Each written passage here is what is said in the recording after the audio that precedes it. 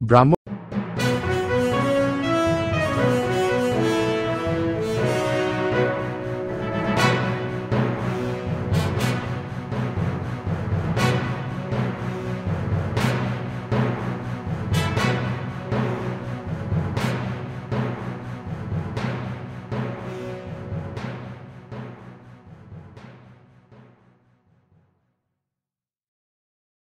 Rail station, office, আদালত চত্বর সহ সমাজের নানা শ্রেণী পেশার মানুষের কাছে জুলাই বিপ্লবের ঘোষণাপত্রের গুরুত্ব তুলে ধরে জনমত তৈরিতে আহ্বান জানান। এ সময় বক্তব্য রাখেন জাতীয় নাগরিক কমিটির কেন্দ্রীয় যুগ্ম আহ্বায়ক আশরাফ উদ্দিন মাহাদি, সহকারী যুগ্ম মুখ্য সংগঠক মোহাম্মদ আতাউল্লাহ। বক্তারা বলেন, জনগণের অংশগ্রহণের মধ্য দিয়ে জুলাই বিপ্লবের আন্দোলন সংগঠিত হয়েছে, তাই ঘোষণাপত্রের পক্ষে জনমত তৈরিতে এই কর্মসূচি হাতে নেওয়া হয়েছে।